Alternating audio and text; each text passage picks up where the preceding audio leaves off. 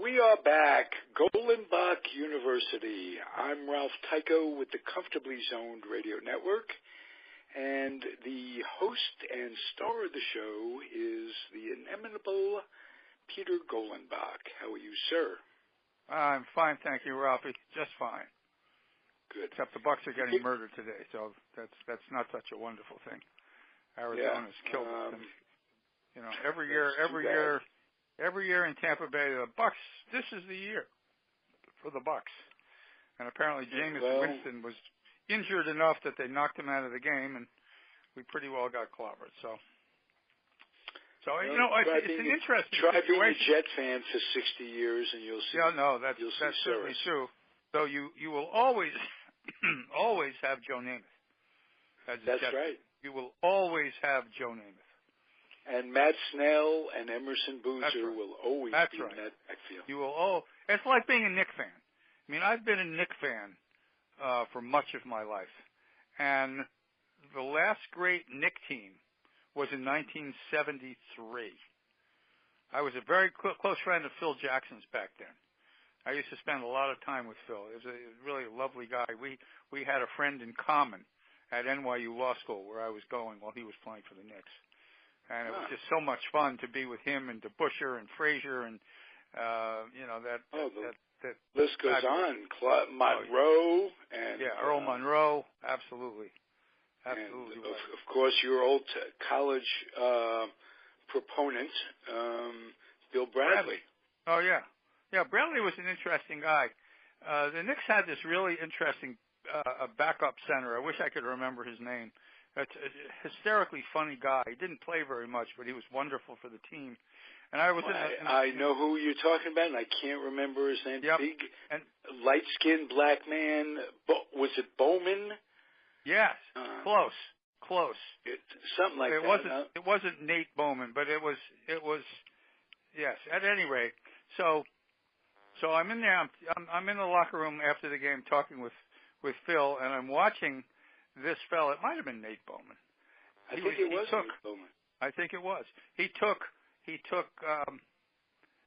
cologne, and without Bradley knowing it, started pouring it on Bradley. It was hilarious. It was absolutely hilarious. And of course, he was, signaling to the other players that he was doing it.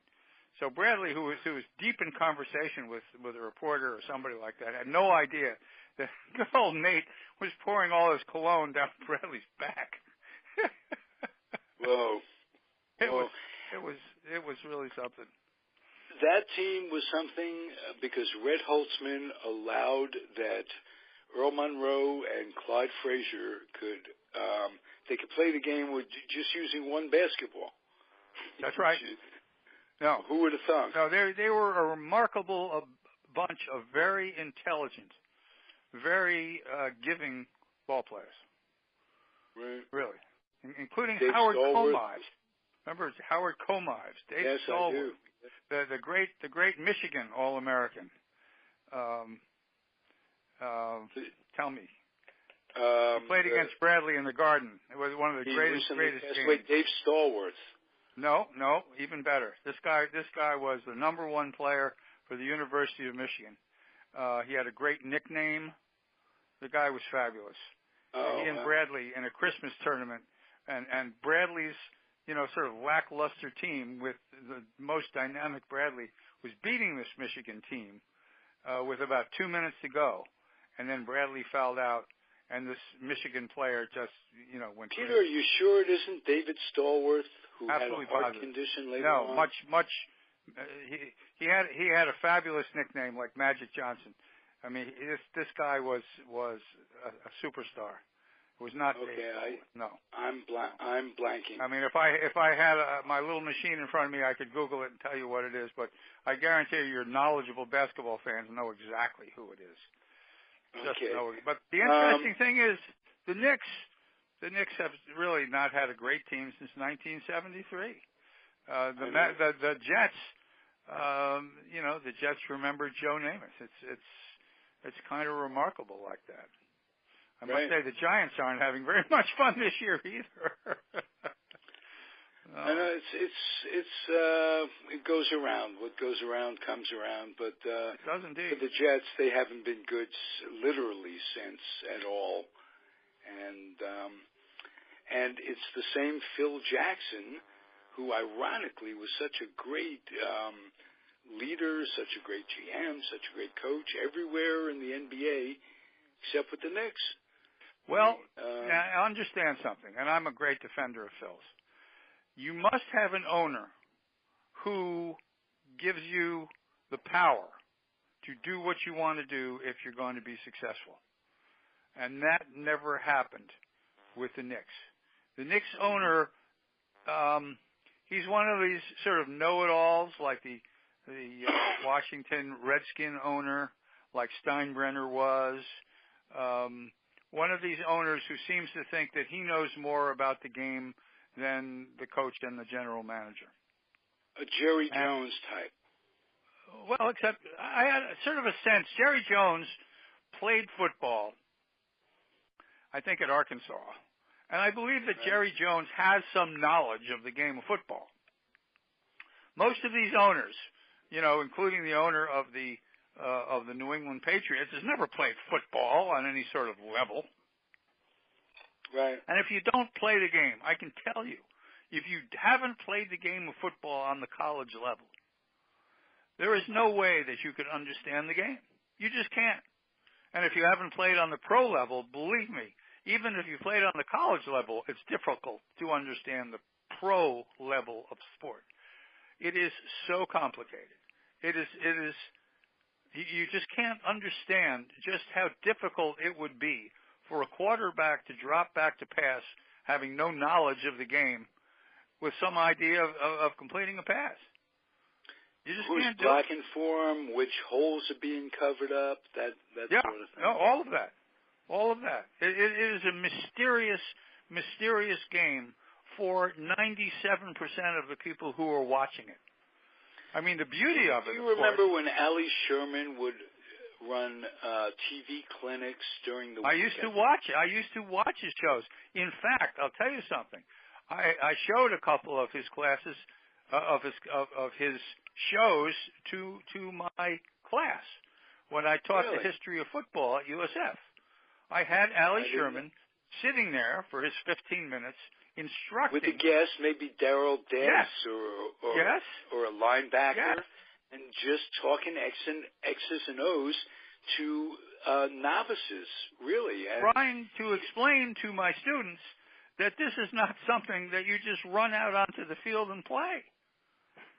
It's an unbelievably complicated, difficult game, football. More so than any other. It's chess come to life. Yes, but a much more complicated game than chess. Much more complicated game than chess. Because with chess, each of those guys, the rook can only go 2 across and 1 over. The queen can go straight ahead or can go diagonal. In football, your middle linebacker can do whatever he wants to. But he's limited. And you better know what he's doing. But he's limited by his talents, so that in essence, to a coach, players do have certain limitations, like a rook can go over 2 and 2 over and 1 down, that sort of thing. Sure, but that's the other wonderful thing about the levels. The levels, say the high school level, the college level, the professional level. When you talk about the limits, when you get to the pros, these guys don't have many limits. That's true. You watch some of these guys play, and it's like you're running a locomotive from middle linebacker tackling some poor slob quarterback who just gets smeared so badly that he's done for the season.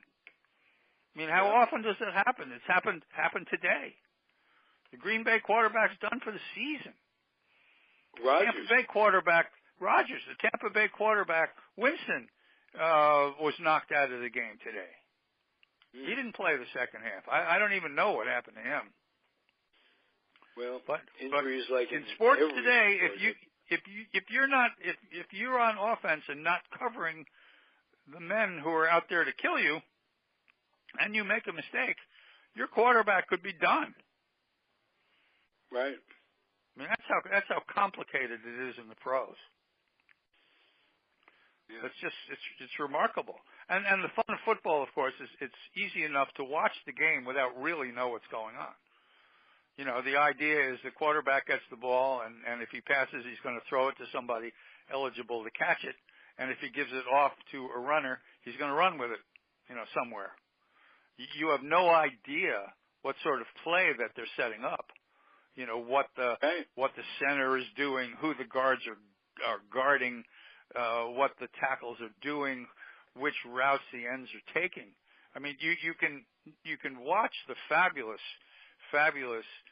commentators talk about the plays after they've seen them, after that they're over. You know, I'm not even sure that they know exactly what it is that the offenses are doing it, you know, as they're doing it. It's just so complicated. That's where it's nice when these quarterbacks like Sims are involved in analyzation. They can help break it down. Yes. No question about it. Well, I'm just amazed sometimes at the analysts that they have on the TV, on the Pro Football Network, and you know, the big games on either or you know, ESPN. This guy, what's his name? Danielson is his name? Danielson? No, I want to talk about the guy who supersedes football, the linebacker with the Giants, who's on Good Morning America now.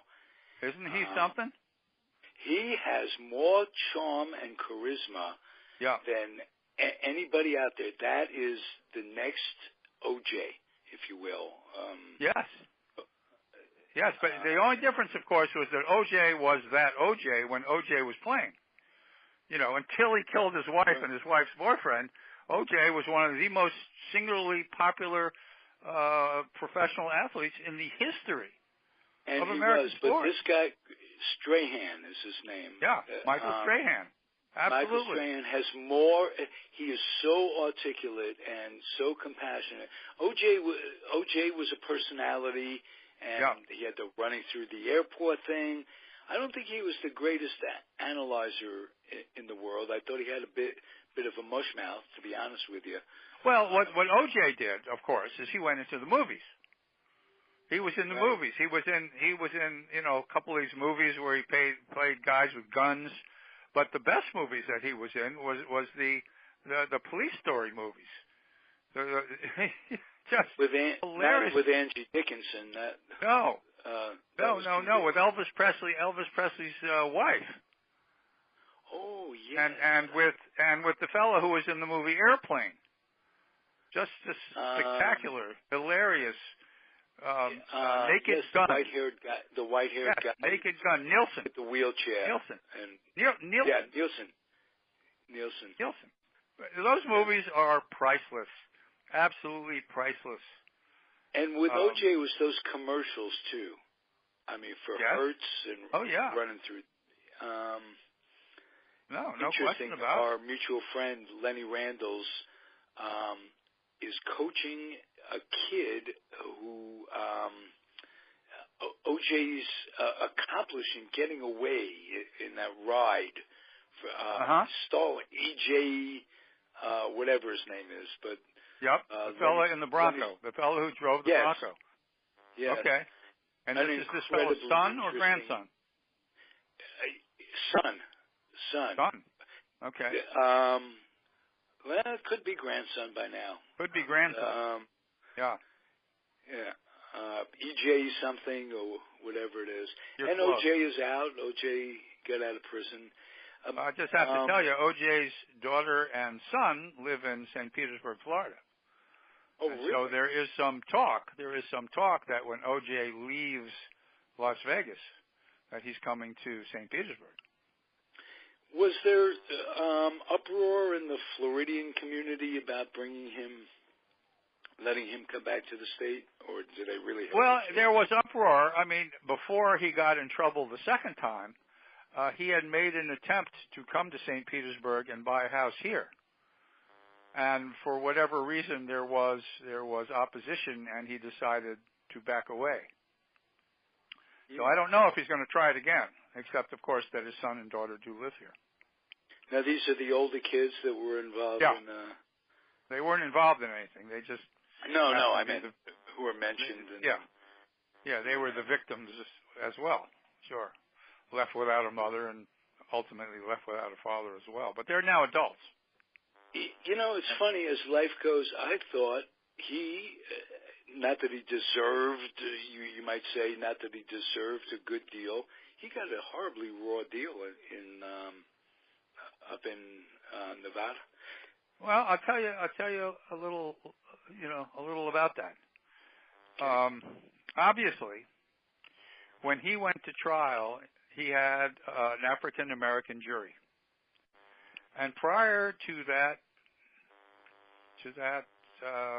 court appearance, there was the fellow who was beaten up so terribly severely by the white cops, and it was on video. And you could see these, 6 or 7 cops just beating the crap out of this guy. And when they tried to indict the police officers, it came out that, oh, no, they didn't do anything wrong, and they were all, found innocent of doing anything wrong. So the interesting thing, of course, O.J. tried the gloves on, and it was clearly apparent that he was, doing some funny business so that the gloves wouldn't fit. I mean, it was nonsense, and he had blood stains here and blood stains there. I mean, there was no way in the world, except that he had an African-American jury, there was no way in the world that O.J. possibly could have been found not guilty of killing his wife and Ron Goldman. I mean, just no way. Marcia Clark pointed out in a beautiful presentation at the end of the trial that they found a mixture of Goldman's blood and O.J.'s blood and the woman's blood behind in the Bronco. When you get in, there's to open the door. Mm-hmm. From his middle finger came a stain that combined all 3 blood samplings. Now, this was impossible to plant in that way. They didn't plant blood. They enhanced evidence that was clearly there, and they wanted to cover themselves, and they lied about bringing blood back to the crime scene and the socks, and all those things were lies. But there was that mixture of blood that, and they didn't have to enhance it. If they didn't lie, if they didn't plant that glove that was obviously too small, this, that, and the other thing, they had that guy 10 ways till sundown. There was no question. Well, and there was something else that happened too, and that is the cop on the scene clearly was Van raped. Hatter? No. I know who you're the kid that went. No. He wrote a book Idaho later on about. He went to Idaho. He came to New York, I think. Anyhow, this fella, they had him dead to rights as saying terrible racist things. And the combination of the two things, the one fella getting beaten up by the white cops, and then the cops not having to suffer any punishment at all, and the lies of this white cop, and of course the arguments from Johnny Cochran, who were tremendous. The arguments were tremendously effective, and of course he tried the gloves on. If you ever saw the Seinfeld episode where the woman had to try the bra on and it wouldn't fit, I mean, it's one of the funniest things you'll ever see on TV. At the O.J. trial, Cochran had O.J. tried his glove on, and the glove didn't fit his hand, which was nonsense. But it gave the jury enough ammunition to find him innocent. So, flash forward to O.J. and 3 of his buddies going into a hotel room to try to get his memorabilia back from a memorabilia salesman who apparently had walked off with it or had bought it at auction at a cheap price. I mean, something that really offended O.J. And he made the mistake that a couple of the guys came armed. I mean, that was really stupid. And what were they going to do? Shoot the guy? Right. I mean, it was so dumb. And so here was the opportunity to make O.J. spend some serious jail time. You know, okay, we didn't get you for what we should have gotten you for, which was killing, you know, your wife and Goldman. So we'll make it up to you this way. And I do believe, you know, if it had been, you know, somebody named, you know, Joe Smith and not O.J. Simpson, they probably would have sentenced him to 1.5 years. Right. Because the whole thing was absurd. I mean, if you saw the replay of what they were doing, it was just, you know, it was silly. But they had guns. That's not a good thing. And they had O.J. Especially in Nevada. Well, yeah. So O.J. was sentenced to 10 years in prison. I think even more. Right. He served 10. And finally they let him out. It was like, okay, enough. So he's out. And he is definitely broken. 10 years in prison with prison food, not taking care of his knee injuries, not having proper exercise. Well, understand too, O.J. had a fairly long football career. You know, and you talk about head injuries. And if you're a running back, nobody, I don't think, has more head injuries than a running back. Every single time that running back goes into the line, somebody nails him. I mean, that's over. With all this helmet stuff going on and all these brain injuries and his defense now, were things different, he probably could have pleaded that he was incapacitated mentally with all of this, and he probably would have walked in the first place. No, he would have ended up with 10 years in jail because he killed his wife and Goldman. Didn't matter. No, I meant originally. Yeah. Originally, he was so guilty it was unbelievable. I mean, not funny, but the really interesting thing. But the defense could have been mental incapacitation. That's the only thing I'm saying. Yeah, and unfortunately, at that time, nobody would have bought it. I mean, if it had been the defense today, you had something of a shot. Right. But not back then. Not back then. Were you shocked? You followed this whole thing, I'm sure, as did I. Day by day. Day by day by day. It was definitely the most interesting theater we've had going. I want to say when Bedrosian, or whatever his name was, these women's dad, who was the reason they became... It's not Bedrosian. Yes. No. Yes. Well, okay. But, you know, he looks up when the verdict is announced. He looks up with great shock, like, you didn't convict this guy? Are you kidding me? Well, I mean, yeah. I think every white person in America had the exact same shock. I mean, I was going to say the most interesting thing about this case was when the verdict was announced.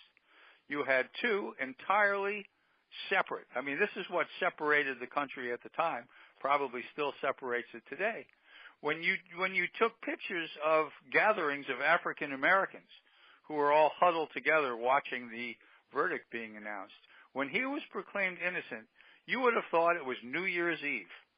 These people were screaming and hollering and yelling and cheering so loud. They were just thrilled because here, finally, we won one. You know, you got all those years of slavery and all those years of being hung by a tree and all those years of police brutality, including the one guy who was beat up on film and all the cops got off. Rodney King is his name. Thank you. Rodney King. Finally, can't we an all African get American. along? Yeah. Can't we all get along, says Rodney. Rodney King. Yeah. But finally, an African American got off. And the irony, the great irony about that was that, with very few exceptions, O.J. Simpson spent most of his time with white people. You know, he was in the movies with white people. He played golf with white people. He hung out with white people. You know, except for his Brentwood, teammates. Not Compton, for crying out loud. He lived in Brentwood. And except for his African-American teammate who was driving him around in that Bronco, most of his friends were white people. That was the incredible irony of the whole thing. But hey, well, a the win sad is a part win. was that he was one of those people who could have transcended the racial He problem. did it for years. OJ transcended it for years. He and Arthur Ashe and there are many others. Right, Believe Jimmy me, Brown, for instance. Jim Brown, of course, Jim Brown, yeah. without a doubt. We don't think people who play ball, who are fans, you don't think race. Well, the game's going on. That's absolutely not. No, absolutely not. You think, this is my teammate, this guy is fantastic. Right, or without if he's your opponent, you hate him, but you don't hate him because he's green or yellow or any color that isn't yours. You hate him because he's beating your ass. Even Reggie Jackson, who played all those years with the Yankees, I can't imagine that anybody thought of Reggie Jackson as an African American first. All those Yankees What do you think fans of Derek What do you think now? Right. What do you think Right. Derek Jeter, Judge, frickin' Roy Campanella? Who thought of Roy Campanella as black? But Roy Campanella was a dark-skinned white person. He was actually half Italian and more Italian than black, and looks more Italian than black. Exactly. That's exactly right. But it's a whole other issue having to do with sports, how it diminishes racism. Because had he not been a baseball player, he'd just been one more black guy. And then you get an instance like in Boston this season with the fans and Adam Jones, and you say to yourself, "What does everything come back? How far have we advanced? What's covert anymore? How much of it is underground? How much?" But you brought up something that brings us up to the present on several levels. I mean, we have elected a president who hates black people. Start with that. Hates anyone. We have elected Mexicans. Well, let's stick with the black people for the moment. We have elected a man who is doing what he can to separate the country, making the white people hate the black people anymore. You have the San Francisco quarterbacks, Kaepernick, okay? Right. And all Kaepernick was trying to do is say to the world, we're really tired of cops rolling up on the scene and shooting us. That's all he was saying. You know that 9-year-old kid who was standing there with a BB gun? The cop rolled up without saying 2 words and shot him dead. There was a guy in St. Louis, he was running away and they shot him dead. There was a guy in Richmond, they shot him dead. And all Kaepernick Baltimore, they had 5 cops go on trial for killing the guy in the van on the way to being tried. That's right. And nobody saw anything. No, they were all innocent. How'd the guy die? So you've got Kaepernick, who all he's trying to do is say, stop killing us. And so he takes a knee.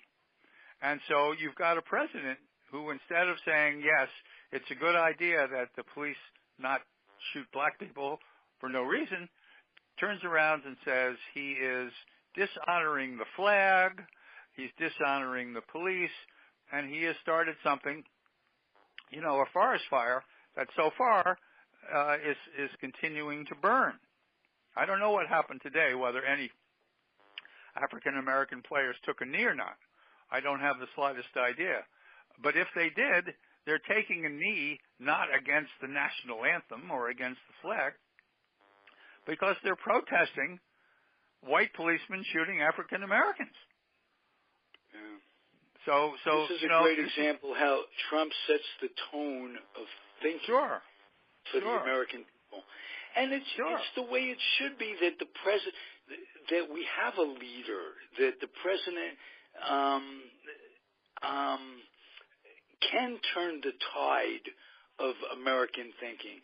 But you elect this cuckoo, and anybody who remembers the campaign when he stood up and made fun of the journalist, the journalist with cerebral palsy, and called the opponent's wives names that you couldn't print years ago, let alone and the say Gold on Star, television. the Gold Star parents of the dead servicemen, and grabbing women's private parts, and it just goes on And talking on. about gym talk. Could you imagine Taft talking about in a locker room? Could you imagine Adley Stevenson? But we have to understand something. We absolutely have to understand something. That there is a segment of people in this country, and I think we're seeing more of it probably in the South than anywhere else. Because South is where they had slavery. South is where they didn't want to give up slavery. South is where they had Jim Crow. South is where they didn't want to give up Jim Crow. They invented the police department to take care of escaping slaves. That's exactly right. They put up these monuments to Confederate soldiers in the 1910s and 1920s, all the while to say to the African Americans in the community, we're watching you. You better watch your step. We're watching you. And it's interesting because you've got these two strains right now in America.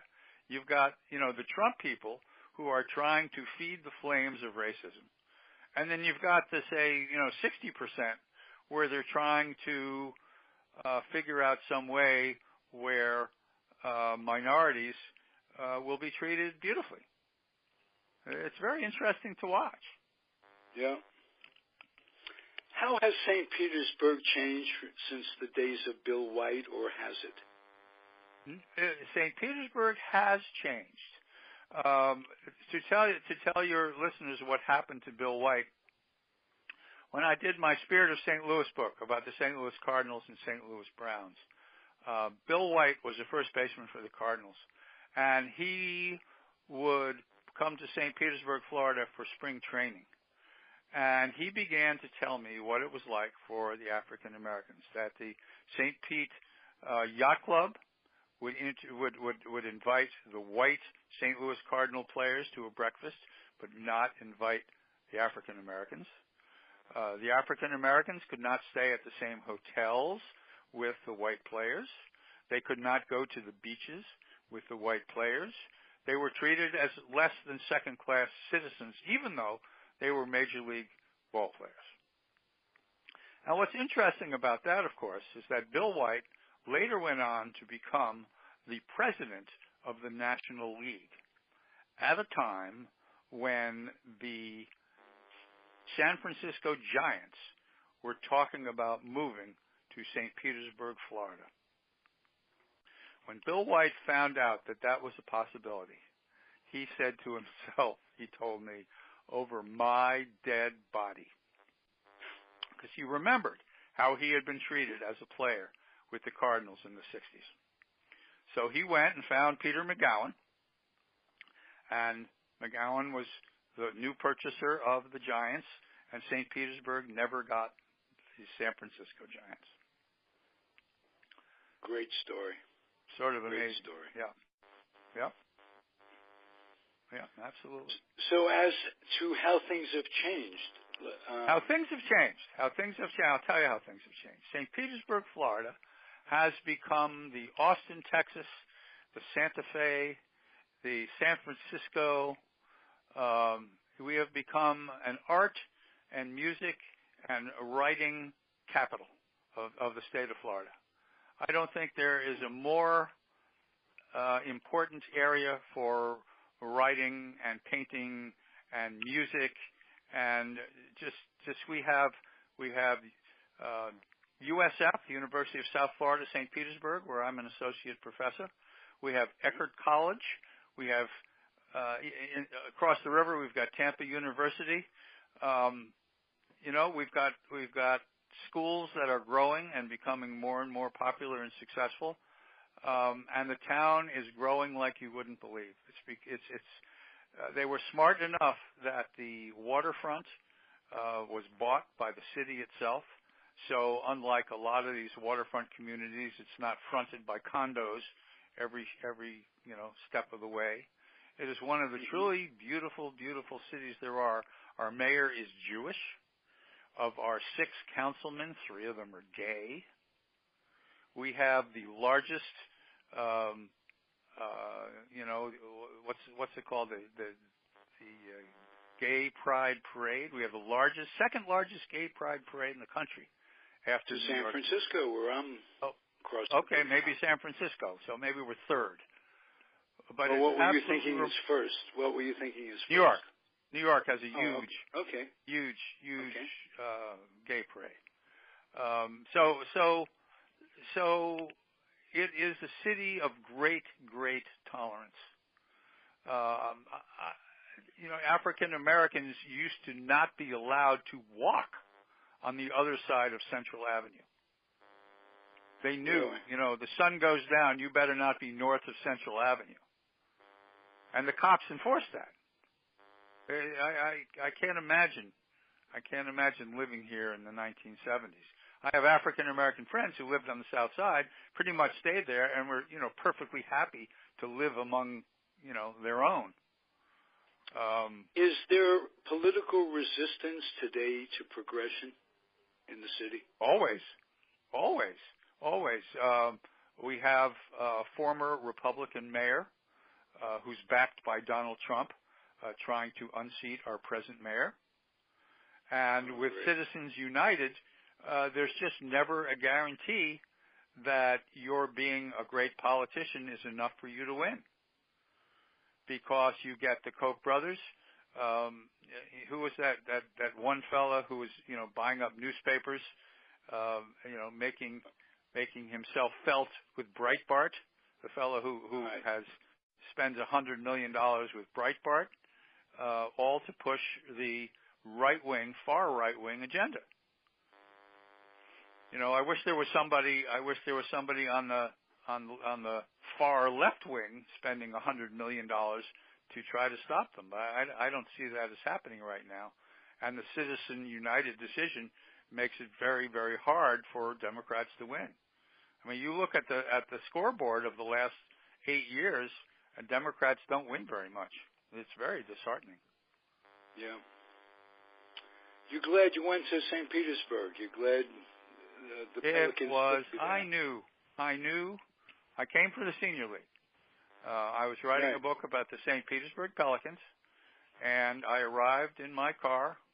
The sun was going down. I turned off, because if I didn't turn off, I would have crossed the bridge and ended up in Bradenton. So I knew I'd better get off if I wanted to stay in St. Petersburg.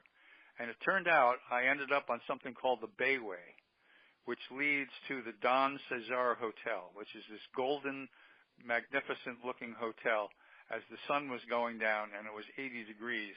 And I thought to myself, I'm living in heaven. And I've been here pretty much since that day and never regretted it for a minute. Wow. We have a similar story. I got off the airplane at San Francisco in 1966. I was going to my first Air Force base to be stationed at Travis, which was halfway between San Francisco and Sacramento, and I felt the same way. I get off the plane, this is heaven. This whole the Bay Area, and if you're like me, you knew I can't go back and live where it snows half the year, or where the humidity is so hot and stifling, and and I stayed when I got out of the Air Force. For those very reasons. So. Well, they not only had music and theater and acting and art. They had a softball league for men between the ages of 49 and 75 that played a 60-game schedule on a highly competitive basis. You don't find that. Yeah. And I started when I was 49 years old, and tomorrow, I begin my 22nd season. Wow. I know. And on that note, we say all goodbye. right, Peter. This was terrific, as usual. We'll be back next week. We'll cover the topic of Billie Jean King and Proposition 9 and how women in sports has changed the complexion of the... I mean, Billie Jean King was the second most important American sports figure after Jackie Robinson. We'll talk about it next week. Thank you, sir. Be well. All right, thank and to all the listeners, keep on keeping on. We'll be back next week. It's Golenbock University. I'm Ralph Tyko with the Comfortably Zoned Radio Network. Bye, everybody.